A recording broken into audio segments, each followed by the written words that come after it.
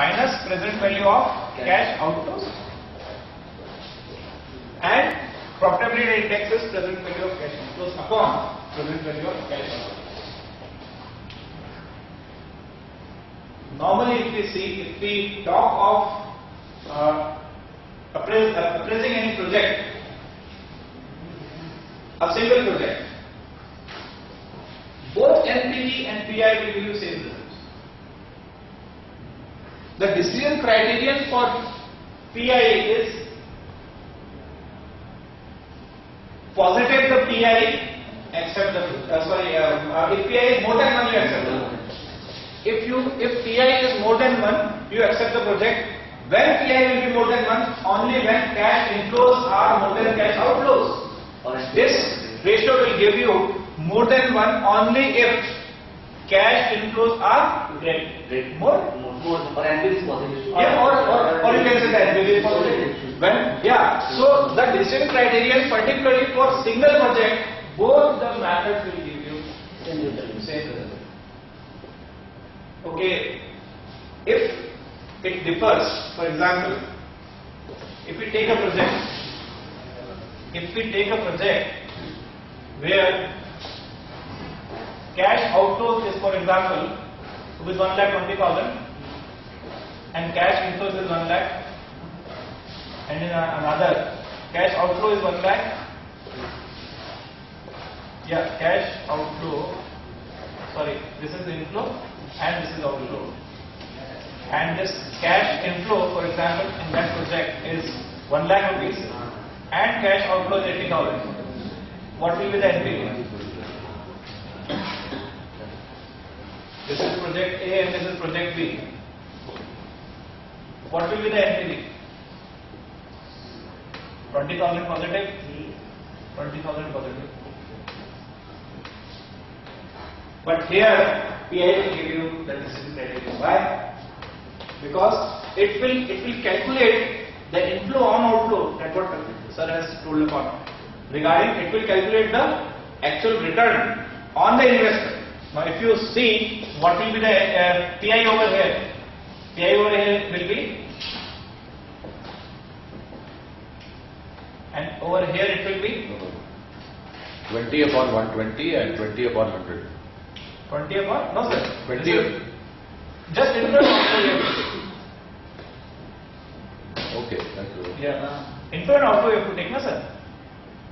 What will be, now there will be a difference in the PI, and here when the projects are mutually exclusive, when we have to choose one project out of two, PI will be helpful if the NPV comes to be same for both the projects. So this is what is the relationship between PI and NPV.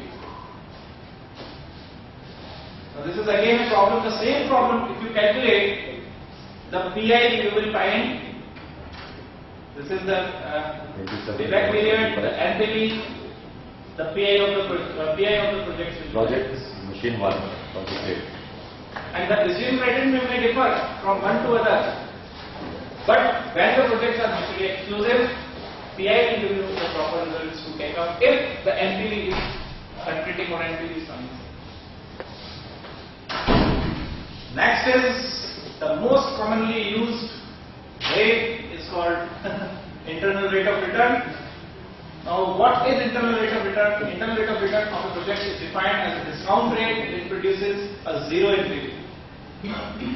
So when we are coming up, we are given certain, because this is the rate which is normally used in projects, because we don't use any criteria of discounting any projects. But what we know is the initial investment and what we know is the future outcome. In order to just balance these, what we have to come up that at what rate we will be able to generate the inflows in such a way that it is able to justify the outflows. So that is nothing but the IRR. So in other words, IRR is a discount rate which equates the present value of cash inflows with the present value of cash outflows. In this technique, the time schedule of occurrence of the future cash flows is known, but the rate of discount is to be calculated, and that makes a decision criteria. And that is to be done with a trial and error method using table A4, which is present value annuity table. Again, there is a problem for calculating, but by use of Excel, we can just calculate it. So again, if you use Excel sheet for the same problem which we have done previously and calculate IRR, the formula for calculating IRR will be just as simple as you have to just put IRR and the range for which you want to calculate. It will automatically consider everything as a year. And if you want that it should be in between a year or after the year, you have to customize your formula accordingly, you have to make your own formula. But this is what is a default formula which is normally used for calculating IRR of any project. Now, if approximations are not properly used, then see both the projects will give you the same IRR. So, if the approximations are to be taken up at 4 or 5 decimal places, you can actually distinguish between the two projects which can be taken. So I think the things are well understood regarding the project appraisal methods. Now finally we come upon at the case study. One more issue. Sir, please. The IRR can be, particularly if you are appraising two projects, you want a more favorable appraisal. Yeah. You can stretch the time period of the appraisal forward. If you sort of increase the time span, the IRR increases.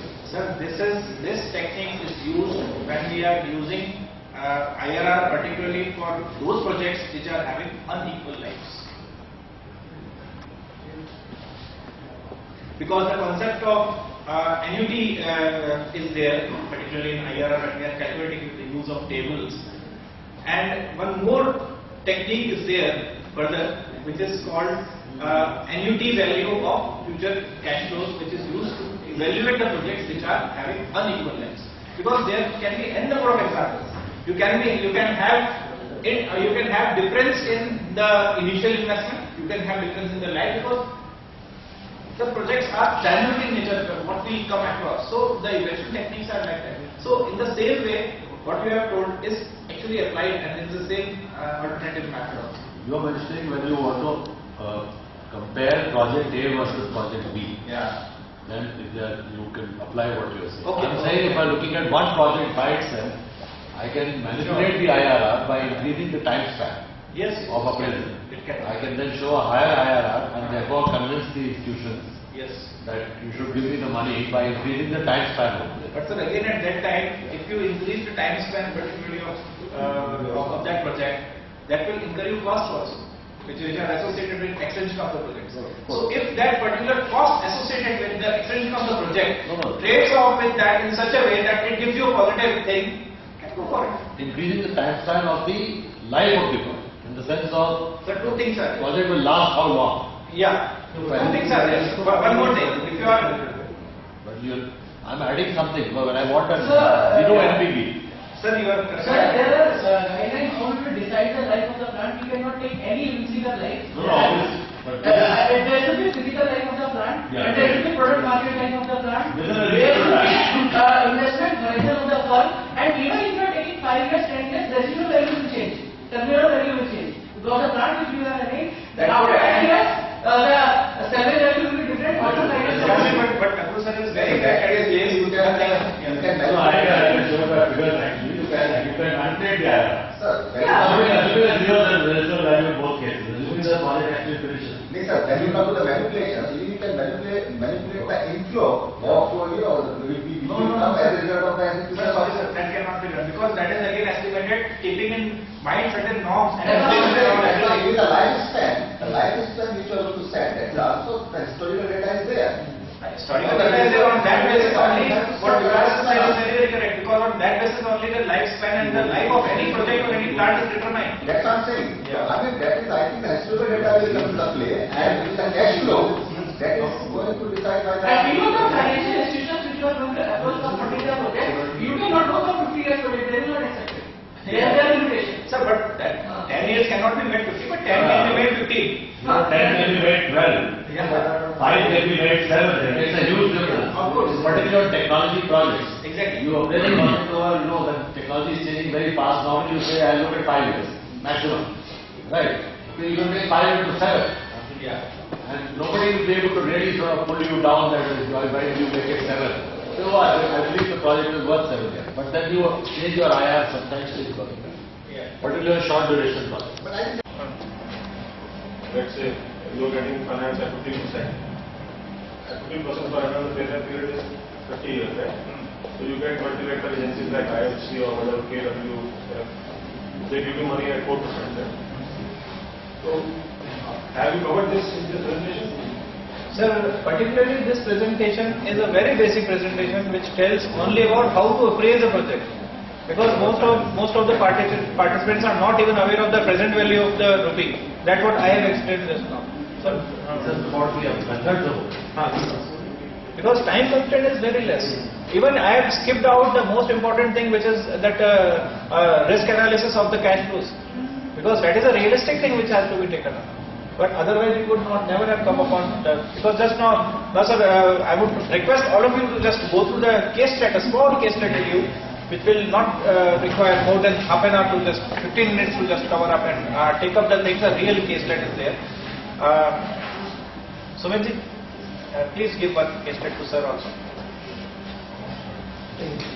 And even I have mailed this caselet to everyone in the morning itself before coming over here. You can even open your netbooks to just get the details of it. Sir. cost of capital is cash flow cost of capital or notional cost of capital? Which one? Cost of capital. Uh-huh. Is it cash flow cost of capital or is it the notional cost of capital? Sir, this cost of capital particularly which we are considering for evaluating any project is nothing but the cost of capital which is calculated on the basis of the funds which we have procured. So that means on the 300 lakhs I actually have to take 15% expectation. Yeah, it is a weighted average cost total. Okay. Answer. So the cost of capital is 15%. This is all the glimpses of what you are having in your hand for your this caselet. 15% is your 15% is there. Yeah. So life of the project is 10 years. Residual value is nil. So depreciation is a straight line method. Gross electricity generated in units will be 25 lakhs. Electricity to the state government, which you have to give as a contract, because nothing you can take from the government because this has to be given free of cost, is 4%. Corporate tax rate is 50%. These are the main basic things, the facts and figures of the projects. If you can note it down, it will be better for you to just go up with it, because we'll be doing it on Excel.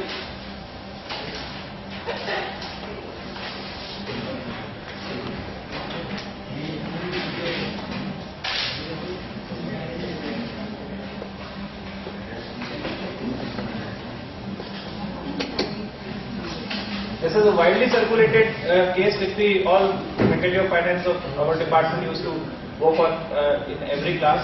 So there is one manipulation in it. Finance guys, may I have attention of yours, because listen, Sumitji, there is a manipulation in this case particularly because I have just distributed whole entire 300,000 and the total time span.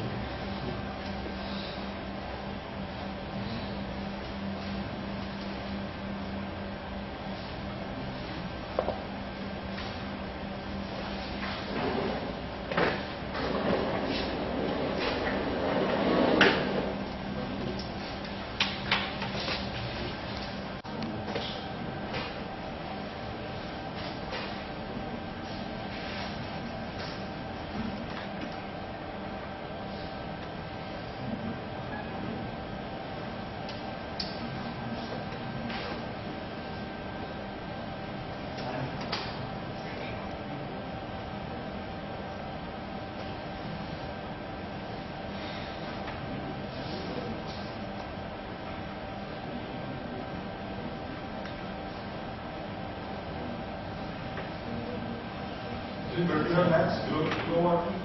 21 lakhs units, sir. Kilowatt hour, right? Yeah.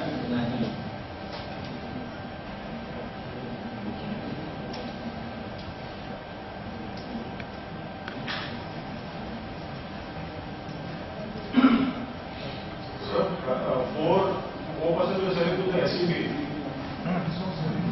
To the state government, and they are taking it up. State government is taking it free of cost.